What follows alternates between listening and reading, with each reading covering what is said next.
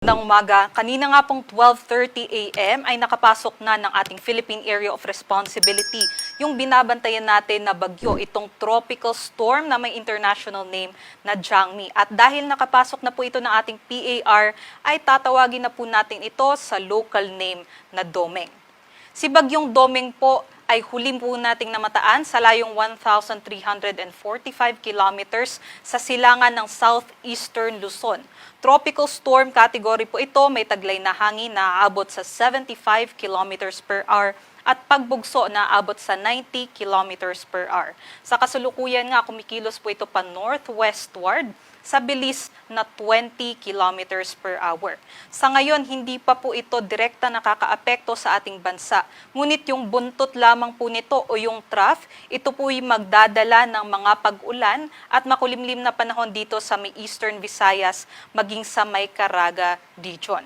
Aside naman po dito sa minomonitor natin na bagyo ay yung southwesterly wind flow o yung paunang ihip nitong habagat ay magdadala rin na maulap na panahon, kalat-kalat na mga pag-ulan, pagkulog at pagkidlat dito naman po sa may Palawan, maging sa may western sections ng Visayas and Mindanao. Asahan nga po natin yung katamtaman hanggang sa malalakas na mga pag-ulan dito po sa may western Visayas, Negros Island region, maging sa may Zamboanga Peninsula, Barm, Soc-Sargen maging sa may Lanao del Norte. So doble ingat pa rin dahil posible po itong magdala ng mga pagbaha at pagguho ng lupa. Other parts of the country naman po, kahit may bagyo po tayo, magiging mainit pa rin at maalinsangan, lalong-lalo na po sa malaking bahagi naman ng Luzon. So meron pa rin po tayong matataas na heat index ngayong araw. Base naman po sa ating latest forecast track and intensity, ito pong si Bagyong Domeng, meron po siyang lawak na aabot po ng 800 kilometers. Ngunit malayo po ito sa ating mga kalupaan. Kung mapapansin nyo nga po, mababa yung tsansa na ito po'y mag-landfall. At sa nakikita natin, ito nga po'y magno-northwestward at magno-northward over the forecast period at mag-stay po siya dito sa may area ng Philippine Sea. So sa nakikita natin, within the next few hours ay maaaring mas lumakas pa itong si Bagyong Domeng, maging severe tropical storm, possibly by 2 p.m. at maging typhoon category naman po bukas araw ng Sabado. Nakikita din po natin na hanggang typhoon category lamang po ito habang binabaybay ang Philippine Sea at pagsapit naman po ng Sunday ay north-northward o northward patungo naman po sa may Japan area. Makakalabas po ito ng ating Philippine Area of Responsibility possibly po by Monday. Ngunit kahit malayo po ito sa ating mga kalupaan, ay maaari po itong magdala ng mga pabugso-bugsong hangin at meron din po itong epekto sa ating mga karagatan. So expect po natin dito sa may Eastern Seaboard ay magkakaroon po tayo ng mga masungit na panahon and also yung matataas na mga pag-alon. So possibly magkaroon din po tayo ng coastal gale warning dito po sa may extreme northern Luzon over the weekend. At aside po dyan, may indirect effect din po ito sa ating panahon sa susunod na 4 na araw.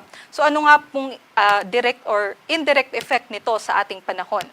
Maaari pong ma-enhance o mapalakas nito yung southwesterly wind flow o kumbaga kanya pong possibly po magkaroon ng mga pag-ulan dulot nitong paunang ihip ng habagat. So possibly tomorrow ay magkaroon pa rin po ng epekto yung southwesterly wind flow dito sa may Palawan and western sections of Visayas and Mindanao. But starting Sunday hanggang sa Tuesday ay meron ng enhancement o kumbaga kanya nga pong hihilahin yung hangin patungo dito sa ating landmass dahil malakas nga po ito na bagyo. So dahil sa paghila nitong bagyo sa ating southwesterly wind flow, maaaring makaranas ng katamtaman hanggang sa malalakas na mga pag-ulan yung mga kababayan natin dito sa kanlurang bahagi ng ating bansa. Nakikita nga po natin, no, even dito sa may Luzon area, sa may Metro Manila even ay makakaranas po tayo ng mga malawakang mga pag-ulan, especially by Monday and Tuesday. So sana paghandaan po natin ito, kung meron po tayong kailangan ayusin sa ating mga bahay, yung mga gutter natin o mga bubong na merong mga sira, ay i-take na po natin itong chance na ito ngayon para po ay ayusin na po natin yung ating mga kabahayan. Dahil posible po yung mga pagbaha at pagguho ng lupa dahil dito sa enhancement ng southwesterly wind flow.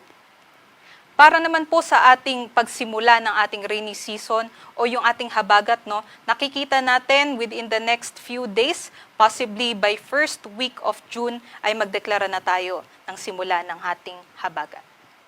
At para naman po sa magiging severe winds, no, sa nakikita natin, mababa naman po yung tsansa na magkaroon tayo or mag-raise tayo ng wind signals. Pero yun nga po, meron pa rin pong pabugso-bugsong hangin. Simula bukas, meron na po sa malaking bahagi ng Visayas and also sa may parts din po ng Luzon and Mindanao. And also dito rin po sa Sunday, no, especially sa may extreme northern Luzon area, ay malalakas po yung ating mga hangin dyan. Para naman po sa ating heat index, ito po yung natala natin kahapon ng alas 5, pinakamataas po dito sa mga lugar ng Tuguegarao City, Cagayan, Kasiguran, Aurora, Sangli Point, Cavite, San Ildefonso, Bulacan, nasa 47 degrees Celsius na danger level pa rin po ito. Nakapagtala naman po tayo ng hanggang 43 to 44 degrees Celsius sa Metro Manila kahapon. At magpapatuloy pa rin nga ang mainit at maalinsang panahon ngayong araw sa malaking bahagi ng Luzon. So expected pa rin po natin hanggang danger level na heat index dito sa Metro Manila 43 to 44 degrees Celsius pa rin at 47 degrees Celsius pa rin po sa may Kasiguran, Aurora, maging sa may Sangli Point, Cavite. So yung heat index po ay pinagsamang epekto ng init ng hangin and also yung halumigmig. So, kung meron po tayong danger level na heat index, ay maaari po itong magdulot ng heat exhaustion, heat cramps, and in worst case scenarios, yung heat stroke. So, delikado, magdala pa rin po tayo ng payong kung lalabas po tayo at stay hydrated po tayong lahat. Sa ngayon, wala naman po tayong nakataas na gale warning sa ating mga seaports. At yun lamang po ang latest mula dito sa Pag-asa. Next update po natin dito kay Bagyong Domeng ay mamayang 11 a.m. Maraming salamat at magandang umaga.